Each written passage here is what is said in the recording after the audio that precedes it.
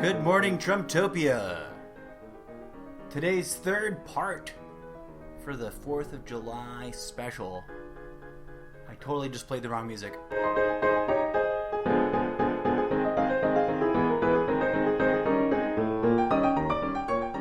That's, of course, what should be considered one of the most famous pieces of music of all time. Maple Leaf Rag, Scott Joplin. 1899.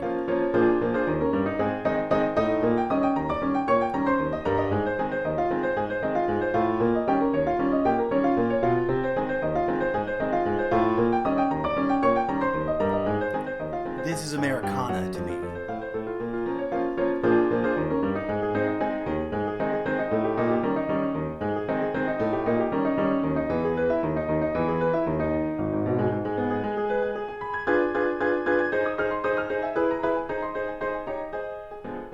This track, it's my favorite because it's one of my favorite pieces of music. In large part because it's such an icon of a bygone era of American history.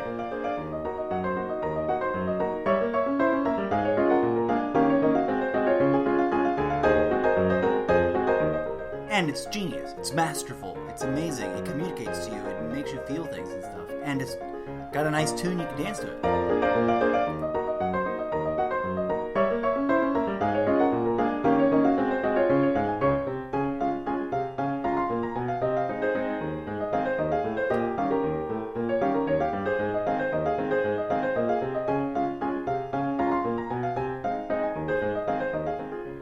And even if you don't know what it is, it sort of has an instant nostalgia trigger.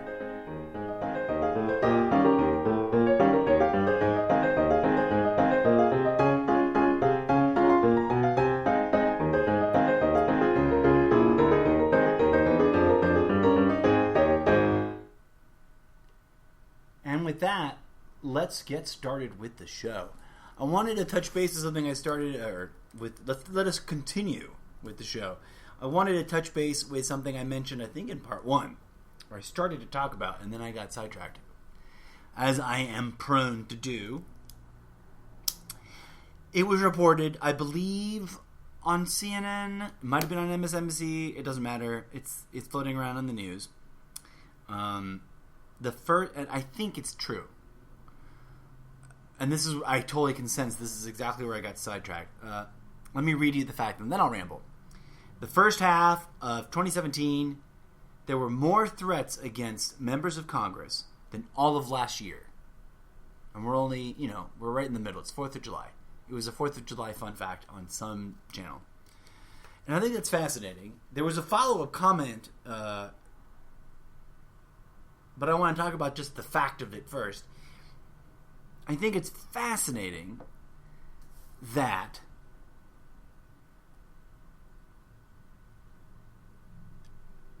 we live in a time, I'm just flabbergasted. We live in a time where threatening bodily harm to people is commonplace. We live in a time where we had to come up with a new, we had to come up with the term cyberbullying. We had to, because people were doing that. There's something strange about the level of audacity, the level of bombastedness, however you conjugate that one, the level of just crazy. People are willing to bring, into the mix, to sling at each other. This is supposed to be. I know that I sound like a broken record. It boggles my mind, and then it also doesn't. I'm not standing around and scratching my head, going, "Why is this way?" I know why is this way, because for the entirety of the history of the United States being in existence, it was subjugating its citizens with statist pro-war, pro-conflict, us versus them, divide and conquer kind of ideological mind control. That's just a fact. That's just there. You can see it in... You just see it in the way we market this country to ourselves. The follow-up comment on that article about how this first half of the year has been more a huge influx of hate mail to Congress. I think it was both House of Representatives and the Senate, right? So like combined. Someone amongst them, some of our representatives are trying to put in a requisition for more, for like a raise, essentially, for more money to be paid out to them so that they can improve security at their own homes. And I don't know what kind of crazy security they're into, but, you know, Congress, the House of Representatives and the Senate make on average somewhere in the $160,000 a year kind of range. You're doing pretty good at that level and can afford, you know, security systems. I don't know if they want to like overhaul their... This to me sounds like a money grab, right? Like, let's funnel money to everybody in Congress just because, you know, I gotta stay safe. Another thing that's fascinating is while the number of threats have gone up, I don't think that there's only... And this is scary because this is the first year that I was there to witness, not there personally, but that I was paying attention to the news and witnessed an actual, you know, breaking news that's just happened, moment of an actual attack against someone, which I do not condone. And then there are people who are rallying to this, to what this guy did. And there are others who are using it to whip their own, you know, base and its sentiments. I've seen that shooting of the Republican baseball team at their baseball practice used by Fox News to foment hate against the radical, extreme, very violent left. And there's no reason why we should spend any time even discussing the validity of whether or not the left is becoming violent. The fact of the matter is, human beings do indeed have a propensity for violence. And I humbly submit to you that it's got as much to do with ego, if not more, than any valid reason given. Any, like, sentenced, like, any, like, I'm going to explain why I did this violence. It's got to do with ego and how easily ego gets manipulated through the use of the power of ideological constructs.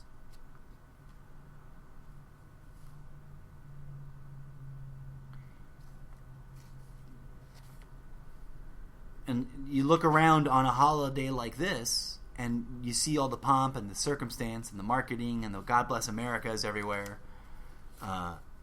and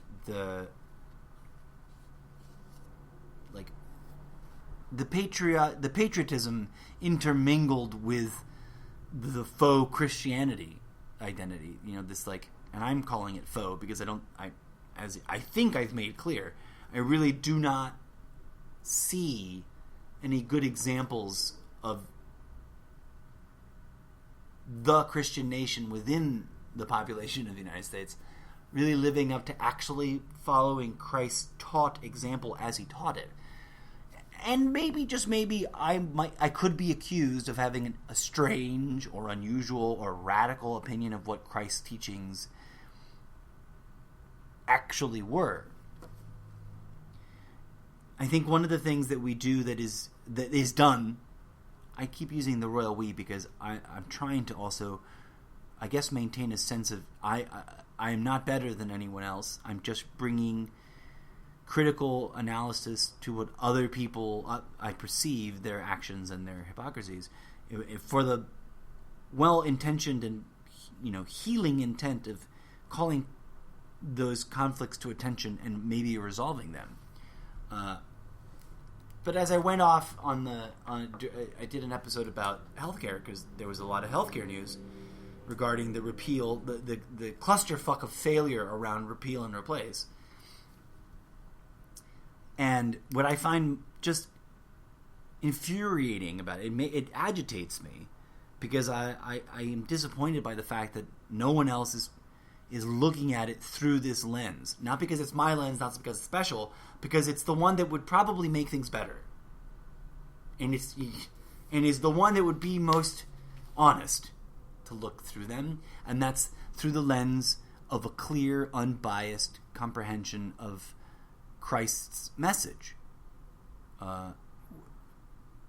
with as little influence from the historical corruption of the words of the text, and which requires digging deep and not relying on the most watered down, just like general English NIV or something, just like some watered down common language English, like contemporary English language Bible. It's not going to tell you the truth. From the sheer shortcoming of loss of comprehension, loss of accuracy through translation and watering down. Also, let's just acknowledge there's been a lot of mucking about with the Bible during the era, which a lot of American Christians like to deny, when the only form of Christianity was the Catholic Church. But if we dig deep and we look at some of the clearest and oldest descriptions of, or versions of the New Testament, the teachings to me are clear. Love.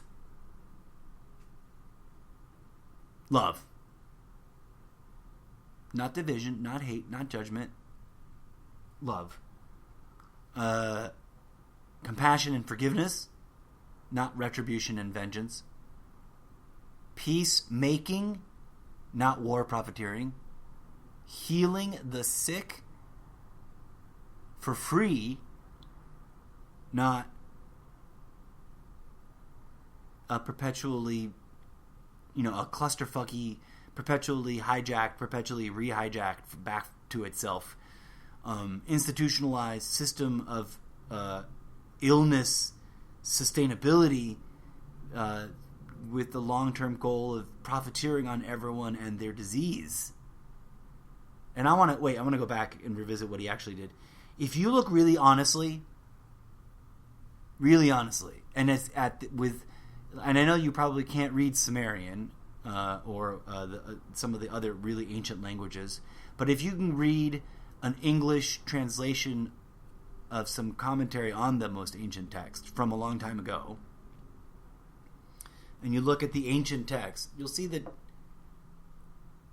Christ healing the sick and Christ performing miracles is in and of itself a teaching of how to live and how to heal. And the obvious and clear corruption that's snuck into how American Christians perceive and comprehend and understand and relate to Jesus Christ, it's offensive to me, personally, because I think it's much happier and groovier and better for all of humanity if we look at him very clearly and with as unbiased and as unfiltered of an interpretation as possible. And what is that? What's the bottom line on that I'm trying to get at? It seems pretty clear to me, based on my investigation of this issue, of this kind of research, that first of all, Jesus was transcendental in his thinking or his worldview, and that he was trying to show us that there was a more holistic, more in tune with our spiritual components way of living, and that perhaps there was an organic and natural and loving and compassionate path towards enlightenment. And that enlightenment was part of a process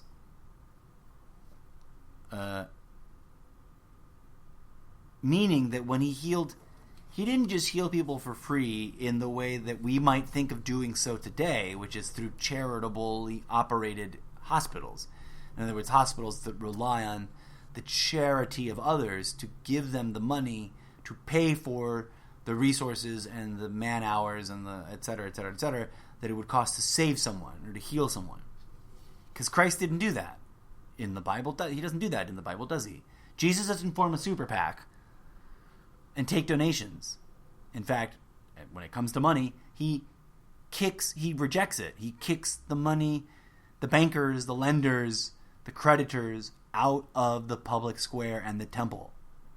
Because at the time, that was 2-in-1 combo platter. The temple was the public square.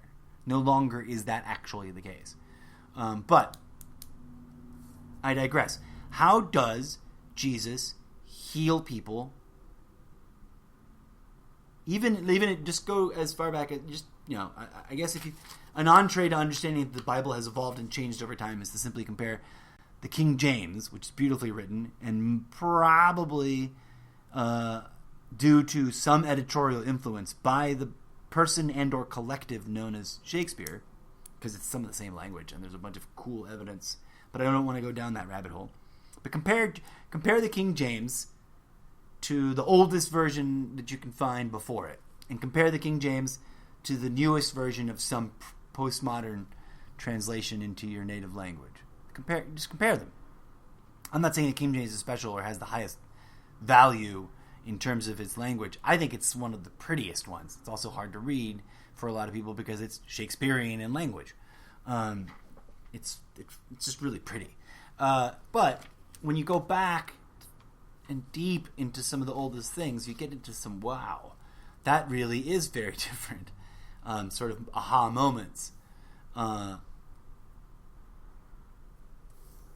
Right? And how would a human being heal another human being of something as unhealable, because modern science hasn't found a cure, as leprosy? Maybe, just maybe, and I'm trying to approach this as a serious, earnest academic thinker, one that believes in pragmatic, practical investigation vis-a-vis, like, let's run some experiments, let's investigate this scientifically. And given some science that's been developing, as I've talked about in previous segments of some of the other, I think it was almost Zencast, I forget where I say what, but I was talking about how back in the late 90s, there was a lot of emergent science using high-definition electromagnetism to observe the available, observable electromagnetic evidence for the flow of energy within the human body. Because that's what electromagnetism is, right? The evidence of the flow of energy. Not sure that that's true. How do you as a Boy Scout generate electromagnetism? You run a current through some wire wrapped around a thing made of metal. Electromagnetism is the expression of the flow of energy. It is symptomatic of the flow of energy. It is an emergent property. When energy is not flowing through a thing that could flow energy, then there's less electromagnetism around that thing, unless that thing itself is magnetized. So using high-definition electromagnetic sensors, even as far back as the 90s, we were finding new ways to measure phenomena in the body that correlates directly to such ancient mystic things that have been dismissed consistently in Western society as acupuncture and the idea of energy ley lines in the human body and chakras. So if science is finally catching up to that, and Jesus was a special person spiritually, let's leave it at that and not get into arguments about God made manifest in the human form or the Son of God, which is also sort of really easy to grow ego attachment on in the wrong direction and get into nitpicky fights about that mean nothing. But let's just assume he's a human being. How would a human being heal another person? Maybe, just maybe, by having studied and practiced ancient mystic healing traditions that manifest the flow of energies that we were ignorant of in that particular corner of the world, but that other parts of the world were familiar with. Is that really too much to consider as possible, given how much evidence there is in the Old and New Testament for mystic traditions, like the fact that I think all the way up until through the Renaissance, I think this reference sort of abruptly fell off the map when the Catholic Church stopped teaching everything in Latin. And then between there and the onset of the industrial era, we've lost track of the fact that there was a known, recognized, maybe at some point, respected and revered tradition of meditation within the evolution of Christianity as it is known. And that during those early couple of 100 years, Christians meditated. The Christians that existed and practiced and remembered and revered and respected that which Jesus taught in the couple 100 years before the Catholic Church formed and started its almost 2,000 years of editing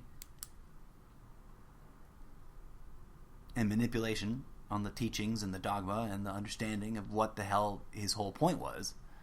Those early Christians, they preserved and honored and apparently cherished a variety of meditation traditions. Don't take my word for it. Go ask historians. A really great starting point is Alan Watts and Karen Armstrong, because they are very clear-eyed, honest, non-partisan. They don't have an agenda other than to look at the history. That's why I'm always referencing them and I'm always recommending them. So, while I went around in circles there, what's my point with that? Oh yeah, Jesus healed people for free, probably using tantric energy. You stand up and say that in a Catholic, Christian, non-denominational, Presbyterian, any insert name of whatever variety of Christian church today. If I were to walk in as a guest speaker and give a speech that wound up to that point today, I think people would be shocked and amazed, and I might encounter a wide array of rejectionary sort of responses. But my research indicates that that's most likely the case. My personal hobbyist, I've read other people's research kind of research, and none of that was conducted on the internet. It was all conducted long before the existence of Google. And let us move forward. So what's the point? Well, I think if Jesus showed up today, he'd be like, "Excuse me, Christian nation, y'all doing this wrong. Excuse me, Catholic Church, y'all doing it completely wrong too. Excuse me, every denomination of varied denominations of Christianity, y'all missed the point." I think Jesus showed up, he'd be really, really ethnic, because he was a Jew from Judea in the middle of the desert, in the middle of the Middle East, and he'd talk with whatever that accent sounds like, and he would tell us all to shut the fuck up, sit down, and start meditating.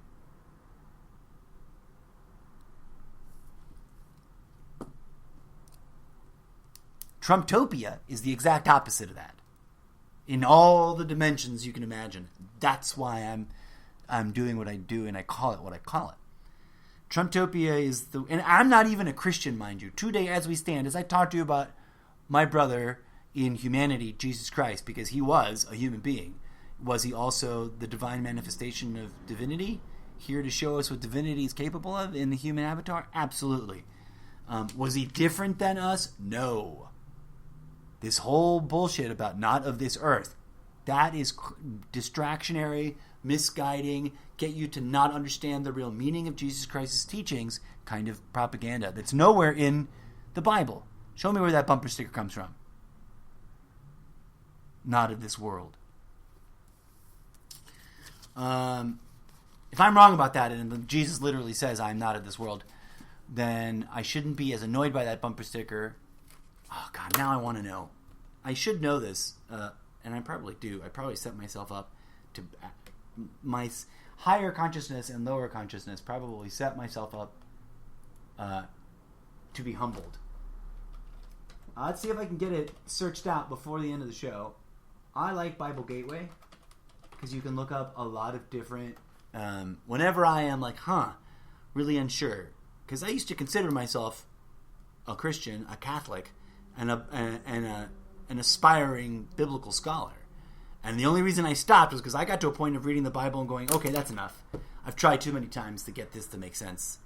And I think at that point in my life, I'd read the Bible from cover to cover at least 4, 5, or 6 times.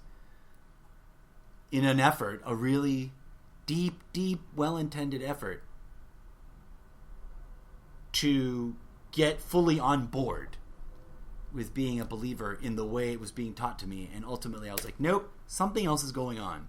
Something other than what they are teaching me at my church and in my religion class that supposedly represents my religion. And totally, I'm speaking from a Catholic perspective. But I think when I went and did the research, the same shit happened in every other flavor of Christianity. Because it's all based on the same original deviation from the message. I think we got about 100 and some odd years after Christ where we had the preservation of what he actually taught, which probably included meditation techniques. And then we get the slow twisting apart and turning away of that.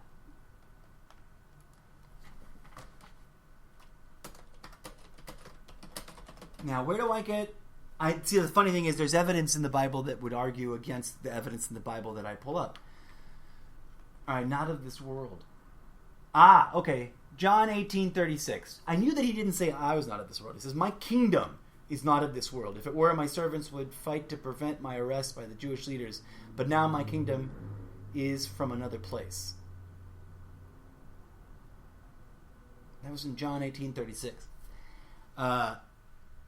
And that's, of course, one of his statements of pacifism. Right? America, Christian America, Christian Americans who love to fight. We got to fight for our rights and fight for our freedoms. Jesus there is saying, hey, I don't have to fight. I will not fight. I will not fight these oppressors because my kingdom is not in this material plane. I think that let me revisit my previous statement. I misspoke out of getting whipped up in a bit of passion there, and also out of not quite remembering. I think he says this saying, my kingdom is not of this world, is being misinterpreted today. Because what he's talking about, whenever and this I know is, I feel rather confident in saying, the kingdom today in a postmodern context is interpreted as the place called heaven where we're going to end up after we die if we pass the test, whatever God's wrath is that judges us at the end of days and at the end of our days. Simultaneously, both at the end of our life and at the end of whenever the fuck the end of the world is, whether that happens now or 1,000 years from now, right? And then we get into, we think, we are led to understand nowadays, that is when we go into the kingdom. That's heaven. It's a reward for being good. Ironically, somewhere else in the Bible, I think somebody says the kingdom of heaven is here and now. And we'll get into that discussion at another time, because this is Trumptopia talk and not spiritual talk segment. But let me refine my search. Where's the not of this world? I don't think he ever said, I am not of this world, right? Did he say that? And then I want to search I am.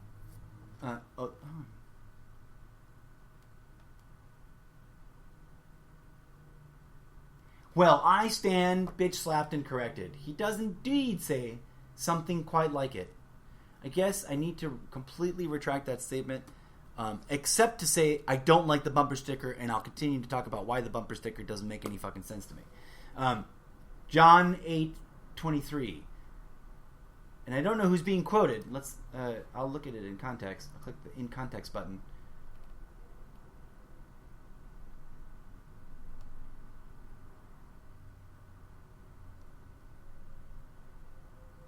You are from below and I am from above. You are of this world. I am not of this world. I told you that you would die in your sins. If you do not believe that I am He, you will indeed die in your sins. That's from the New International Version. Let's ask for this in a way, way older version. Is it scrolling up or going down? Oh, it's in alphabetical. I hate it when it's in alphabetical because I can't find the version I want. Oh, in English.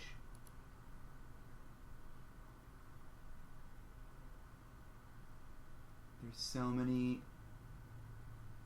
But do I have a I don't want anything with the word new or revised. Look at some of these titles. New American Standard Bible. New Century Version. Like, what does it mean when the word version is in the title of a book? That means it's a different version of the book. And people are like, no, they haven't changed it. That's literally word for word what God wrote. I've heard Christians say that.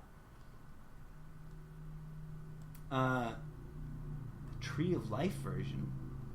I've never heard of that one.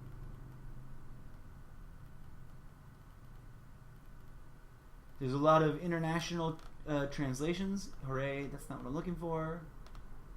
In English. Let's see what I've never read the Tree of Life version.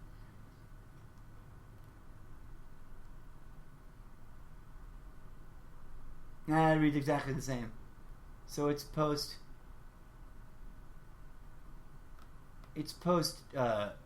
King James and post all the commissions. I gotta dig up. There's a new King James. I want the original King James. Where's the King James? King James version. That should be the original King James.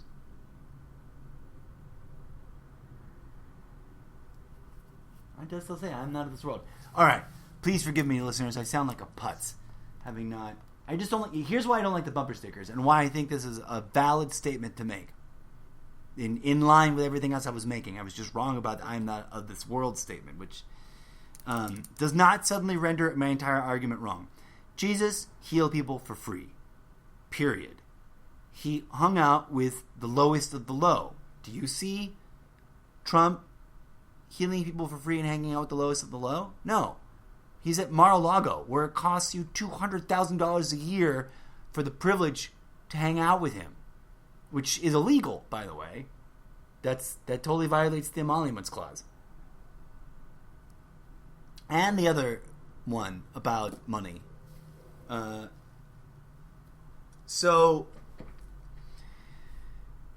bumper stickers. What are bumper stickers? What is a bumper sticker? It's an object that you have to pay money for that you buy.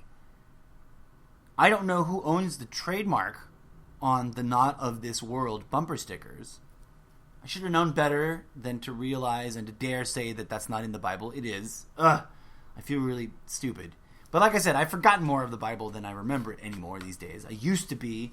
But I do think that my comprehension of what the message is has remained intact because that hasn't changed or drifted. I just am not a Bible thumper anymore. But I used to be able to drop verse and passage and stuff on you. Verse and, boom, here you go. What? Oh, you want one about that? Here, I got it in my head. But that was, almost 30 years ago.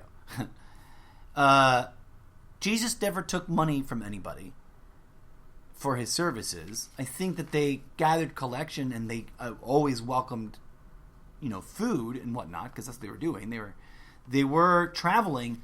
If you give an honest look, the way Jesus and the 12 apostles were traveling was very much like the way spiritual seekers of the various flavors that coexisted along with Buddhism, because Buddha was born in a culture that already had this in place. Spiritual seekers that then traveled their communities or just walked the land without owning very much and without seeking ownership of anything, and relying on the charity of those around them to provide for them their daily bread. They traveled like Buddhist monks might travel, relying on the hospitality of others and then sharing their teachings. And to the best of my knowledge, not profiteering on it. Did they welcome donations? Probably. But they weren't like, ha ha ha ha, now I can buy a Cayman Island mansion and retire in a tax-free, haven and own billions of dollars worth of redundant art. That's not what Jesus was about. And yet, in today's terms, what Christians are misguided to believe in is that money is somehow a reward that Jesus is bestowing upon us. Okay? And bumper stickers are mechanisms for profit. So, now they may not be profiteering on it, but maybe it's automatically profiteering. They're selling these bumper stickers to people who have blind faith in a system they don't understand that is misguiding them. And so whoever is producing the bumper stickers is potentially in danger of becoming wealthy and greedy and hoarding the money that they make from the sale of this thing. And that transaction, as a business transaction, does not live up to any of the guiding examples that Jesus taught. If we take like I keep saying, if we take a really hard look at what he did and what he taught, and I'm not angling to try to become a Christian minister, although maybe I ought to. If I did, I would not be a billionaire Christian minister. I'll tell you that. Because Jesus was not a billionaire Christian minister. In fact, he was not a minister. He was not a Christian. In my personal assessment, the most real thing that we could call Jesus is a Jewish Buddhist. Or transcendentalist. Maybe he wasn't Buddhist. Because maybe I don't think, although that was at that point about 500 years, Jesus existed. I do believe he was a real person. I do, because there's evidence that he went to India. That guy, who was then later killed, was in India and was an adept, a student at some schools. I don't remember the name of the school now, but I saw a documentary years ago. There was writings about this from long time ago that have been marginalized and neglected by the Catholic Church, and therefore most everyday Christians today are completely unaware of them. Writings by Christians about Jesus and his transcendentalist teachings and about his meditation teachings. It's out there. The evidence is out there. We've just been denied it. And yeah, selling people bumper stickers that sort of let you misunderstand a teaching, because just like here's my thesis real quick. I know this is more of a Zencast content. Stop apologizing for that and just make the show, right? I feel highly confident, and I don't have an academically ready for review thesis paper on this, and maybe someday I should write it with proper links, and whatnot to all the source material. But I think there's enough source material out there to indicate that it's not impossible. In fact, it might even be a better explanation of what all went down if we understand that during in the period where there's nothing about him in the Bible.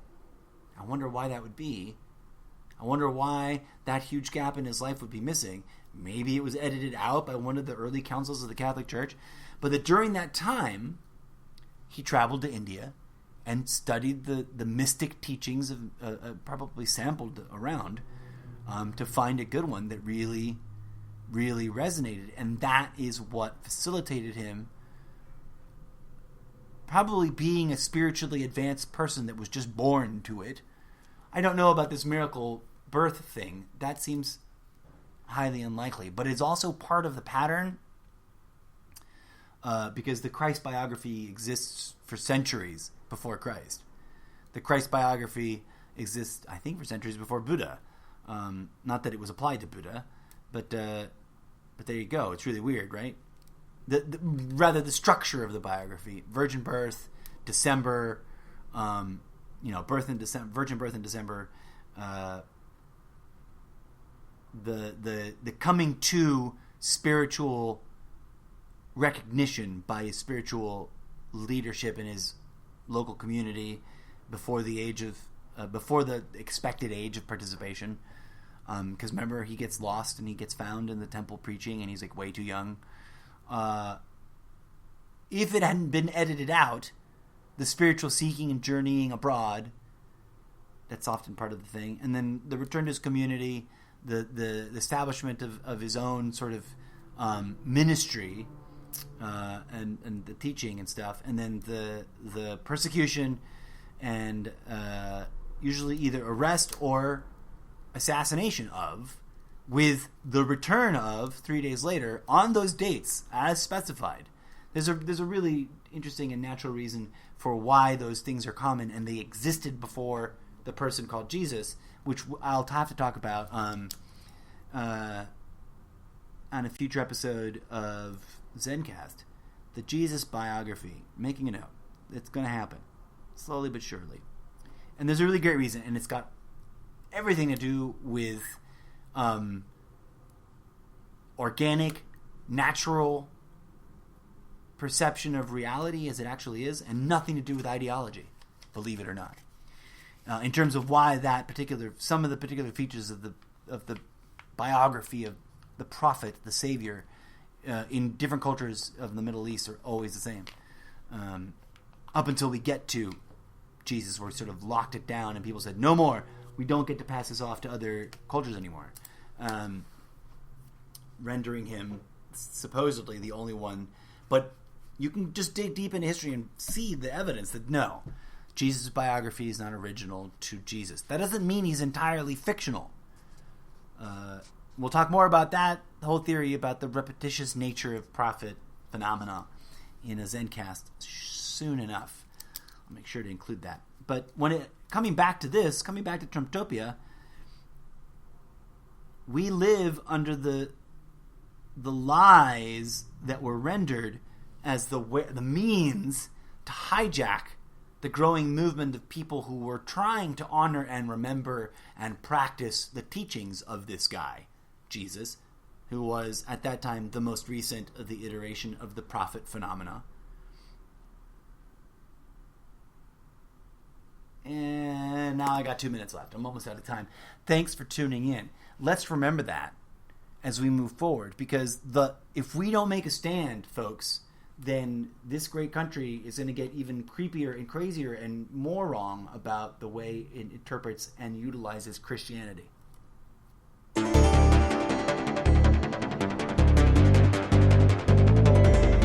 this has been a very interesting and exciting three-part episode of Good Morning Trumptopia. Are you awake yet? It's 1:20 in the afternoon. Happy 4th of July. Enjoy the fireworks. While you enjoy them, ponder the question, how do I feel about the fact that July 4th fireworks caused a 42% decrease in air quality across the country? 42% difference. What did I say was the number?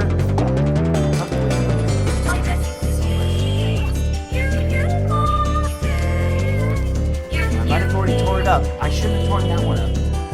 I love that number. It's like 200 billion tons. Billions of toxic waste in the air.